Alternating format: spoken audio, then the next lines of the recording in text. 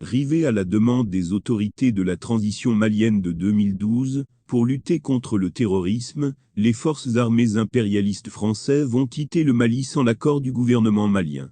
L'annonce de la décision unilatérale du départ de Barkhane et de Takuba a été faite, jeudi dernier, au cours d'une rencontre à l'Élysée entre le président Macron et certains chefs d'État du G5 Sahel, des présidents en exercice de l'Union africaine, de la CEDEAO, de l'Union européenne. Cela est loin d'être une surprise, pour qui connaît ces dernières semaines, la tension dans les relations diplomatiques entre la France et le Mali. Accueilli en libérateur en février 2013 à Tombouctou et à Bamako, après que l'opération Serval eut réussi en janvier 2013, sa mission de stopper la progression des terroristes, le président d'alors François Hollande, est resté dans le cœur de beaucoup de Maliens.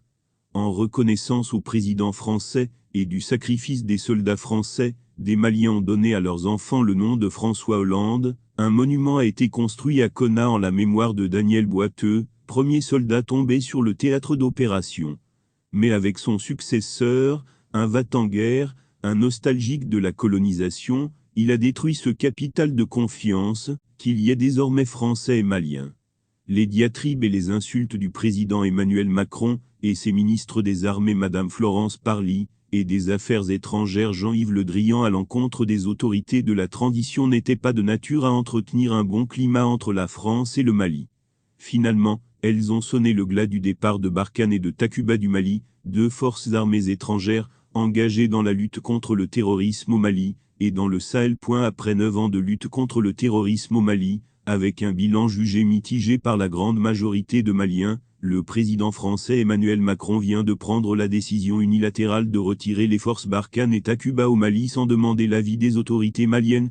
La posture néocoloniale de Macron dans laquelle il s'était engagé contre la transition malienne a lamentablement échoué. Il pensait affaire à des bénis oui-oui, qui ont signé des accords mettant notre pays sous domination française. Il a été surpris par la résistance des militaires qui ont pris le pouvoir, en août 2020, contre sa politique d'ingérence dans les affaires intérieures du Mali. Comme s'il savait que les militaires maliens allaient lui opposer un niet catégorique à ses exigences, il s'est lancé sur le plan international à une campagne médiatique de dénigrement contre la transition malienne. Et cela après l'arrivée du colonel Assimi Goïta à la tête de la transition, en mai 2021. Il n'a pas du tout apprécié la révolution de Palais, qui a balayé ses hommes de main, Bando, président de la transition et Mokhtar Ouane, Premier ministre. Sa déclaration selon laquelle « ce que Bando a fait durant 7 mois à la tête du pays qu'aucun président malien n'a fait » prouve à suffisance que ce dernier travaillait pour lui, afin toujours de maintenir quelques mois plus notre pays sous joug. Il déclare que la force Barkhane va quitter les bases militaires de Kidal, Tessalie et de Tombouctou. Tout ce tapage médiatique visait à isoler notre pays et contraindre les militaires maliens à renégocier leur sécurité. C'était mal connaître les auteurs du coup d'État d'août 2020.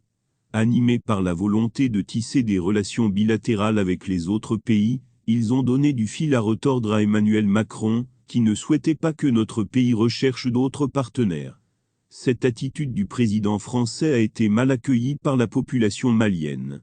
C'est pourquoi le Premier ministre Choguel Kamaïga a déclaré, le 25 septembre 2021 devant la tribune des Nations Unies, que le Mali a été abandonné en plein vol.